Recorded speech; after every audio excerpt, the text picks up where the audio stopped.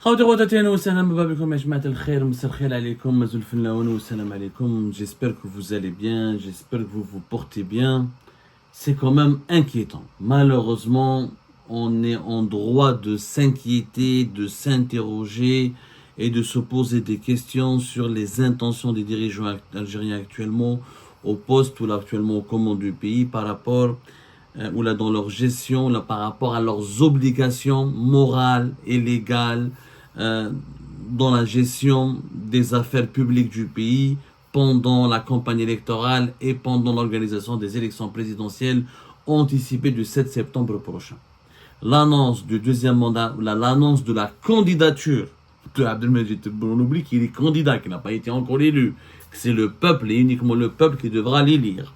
L'annonce de sa candidature à un deuxième mandat successif a d'ores et déjà provoqué des dérives très inquiétantes. La première des dérives, et en tout cas la première des dérives qui nous interroge, la première des anomalies qui nous inquiètent, c'est le jour même hier, le 11 juillet 2024, le jour même de l'annonce de la candidature de Tebboune à un deuxième mandat à la tête de l'État algérien. Ce n'est pas lui qui part récupérer les formulaires de souscription des signatures individuelles pour prétendre à la candidature à l'élection présidentielle du 7 septembre. Il envoie quelqu'un qui le représente. Il a donné une procuration pour que quelqu'un retire à sa place les formulaires, ces fameux formulaires de souscription. Je rappelle qu'il faut entre 600 élus ou plus de 50 000 personnes issues de 29 wilayas à travers le pays. C'est l'ordonnance électorale du 21 mars 2021. On va vérifier ensemble. Ça, on les appelle les parrainages. Et ces parrainages sont obligatoires. Pour les signatures sont obligatoires pour pouvoir être candidat aux élections présidentielles. Tebboune dépêche quelqu'un à sa place pour récupérer les formulaires et préparer le dossier. Mais je ne vois pas de problème. Sauf que ce que nous avons quand même rappelé, ce que nous avons quand même remarqué, et parce que nous allons rappeler quand même qu'il y a des lois dans ce pays, l'Algérie n'est pas une jungle, c'est qu'Abdelmajid Tebboune a dépêché des représentants et des fonctionnaires de la présidence de la République pour aller préparer son dossier de candidature à l'élection présidentielle. Et c'était légal. Celui qui est parti récupérer ou a commencé à confectionner le dossier, à récupérer les fameux formulaires de souscription des signatures individuelles, les fameux formulaires pour les parrainages, qui sont toutes les conditions et les critères qu'il faut réunir ou la respecter pour être candidat à l'élection présidentielle, en Algérie, c'est essentiellement, je rappelle, les fameuses 600 signatures ou les 50 000 signatures des individuels ou les 600 signatures des élus. C'est la condition la plus importante, c'est la condition la plus importante et la plus difficile à réunir, parce qu'il faut 600 signatures d'élus ou de parlementaires originaires de 29 wilayas ou 50 000 signatures individuelles inscrits sur les listes électorales et qui doivent être issus aussi originaires de 29 wilayas avec un quota qui ne doit pas dépasser 1200 pour chaque wilaya. C'est la condition la plus difficile.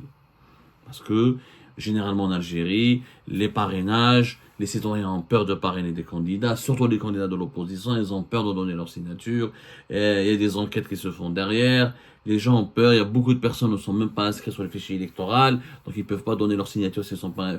C'est un travail de terrain, de logistique, et c'est l'activité politique la plus importante quand on est candidat à l'élection présidentielle. Tebboune, il a envoyé son directeur de cabinet quand même à l'autorité nationale indépendante des élections, qui est Boualem. Boualem, c'est lui qui est parti retirer les fameux formulaires de souscription des signatures individuelles pour le dossier de candidature de Tebboune à l'élection du 7 septembre prochain. Boualem, c'est le directeur de cabinet.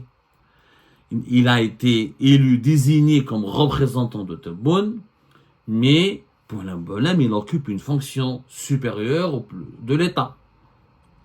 On appelle ça les fonctions supérieures de l'État. Or, ya jama'a, en Algérie, il y a une règle, et d'ailleurs nous l'avons malheureusement vu qu'il n'y avait pas que Boualem Boualem. Il y avait aussi le directeur de la direction générale de la communication au niveau de la présidence de la République, M. Kamel Sidi Saïd. Lui aussi, il occupe une fonction supérieure de l'État. Il faut savoir, en Algérie, il y a une loi. Alors, les gens ont du mal à comprendre. Il y a la fameuse ordonnance numéro 0603 qui correspond au 15 juillet 2006 et on appelle cette ordonnance, c'est le statut général de la fonction publique. Le statut général de la fonction publique, l'effet exactement 224 articles, fait des articles qui déterminent les droits et les devoirs et les obligations des fonctionnaires algériens. Ce qu'on oublie, qu'un fonctionnaire, quel que soit son rang, il y a les fonctions supérieures de l'État. Alors les fonctions supérieures de l'État, selon l'article 15 du statut général de la fonction publique dans notre pays, consistent dans l'exercice d'une responsabilité au nom de l'État, en vue de concourir directement à la conception, l'élaboration ou la mise en œuvre des politiques publiques. C'est ça ce que c'est que les fonctions supérieures de l'État. C'est le ministre, c'est les secrétaires généraux, c'est les wali, c'est les patrons des services de sécurité, c'est les patrons des institutions publiques, et c'est aussi les directeurs de cabinet, le secrétaire général du ministère, du président de la présidence de la République, parce que c'est une fonction supérieure de l'État, et même un conseiller du président peut avoir, s'il a en charge un portefeuille sensible, peut avoir le statut de fonctionnaire supérieur de l'État, puisqu'il permet d'exercer une responsabilité qui participe à l'élaboration ou à la conception des politiques publiques. Donc il incarne l'État. La réglementation, elle est claire. Je vous donne l'ordonnance 0603, statut général de la fonction publique. Et dans l'article 41, qu'est-ce qu'il dit? Il dit que le fonctionnaire, il est précisé clairement que le fonctionnaire est tenu d'exercer ses fonctions en toute loyauté et impartialité. Loyauté, impartialité. C'est-à-dire que le fonctionnaire public ne doit pas avoir en Algérie une opinion politique, mener une activité politique au moment où il exerce une fonction au plus haut sommet de l'État, ou là où il exerce une fonction tout court au sein de l'État.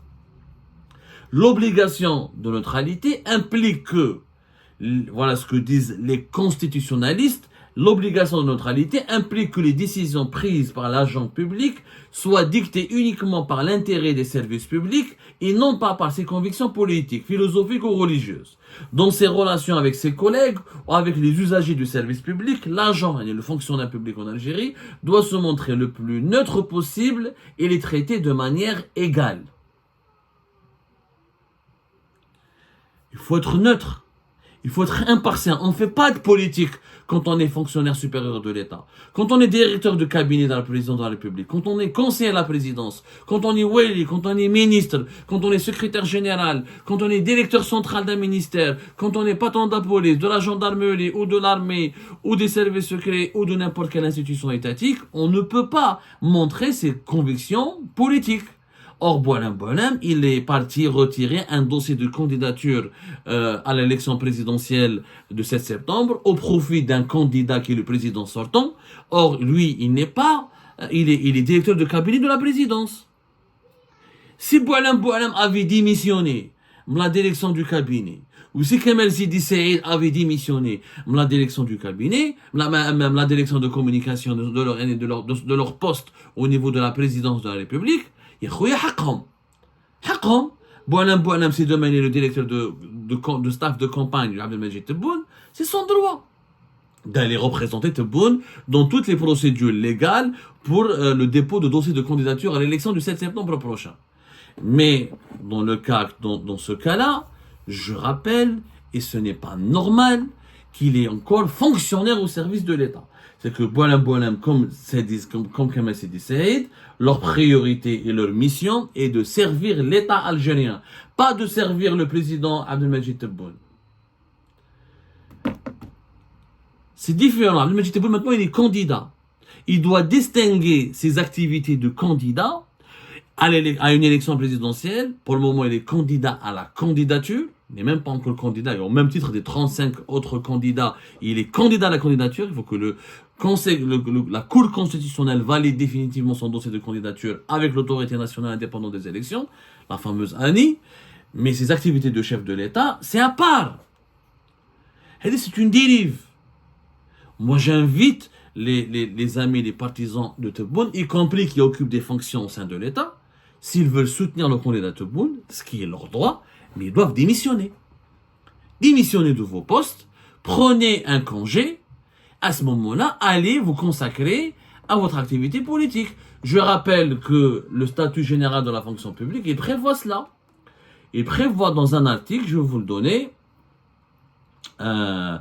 il prévoit de permettre aux fonctionnaires de prendre un congé afin de se consacrer à ses activités politiques.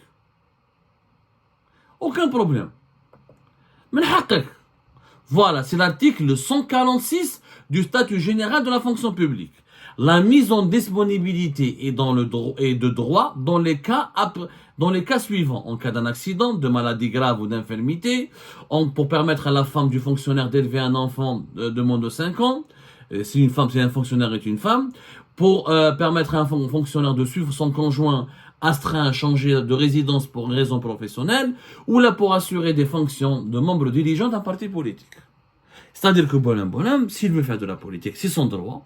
Kamel Sidi Saïd, c'est leur droit. Mais ils doivent démissionner ou la prendre un congé. Ou la demander une mise en disponibilité. Ensuite, c'est à l'État de décider s'il va les réhabiliter ou là les garder ou là. C'est complètement possible. Mais c'est mouchke. Malheureusement, c'est une dérive. Il y a d'autres dérives. Il y a d'autres dérives. Je vais vous montrer les autres dérives qui m'inquiètent. Une image qui parle d'elle-même. Le ministère de la Communication, qui partage sur sa page Facebook, tu vois, ministère de la Communication, qui partage lui-même وزارة الاتصال رئيس الجمهورية يعلن ترشحه لعودة ثانية في حوار الإعلامي الدوري ويبارطاجيوها.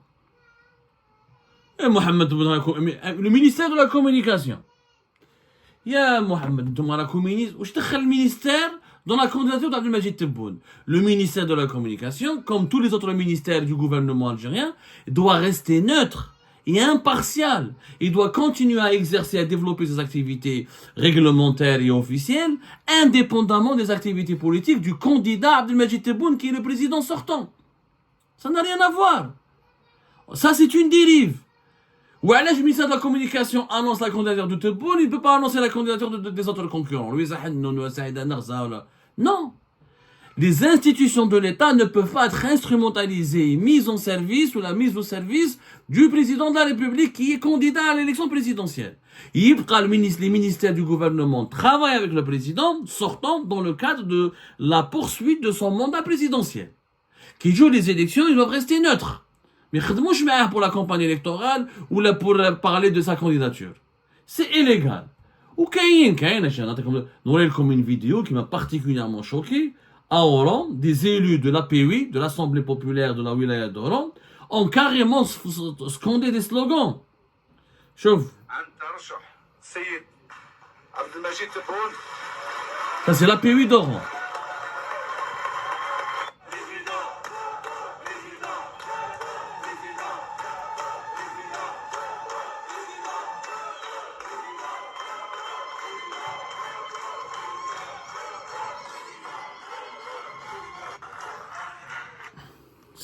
Ça, c'est une dérive.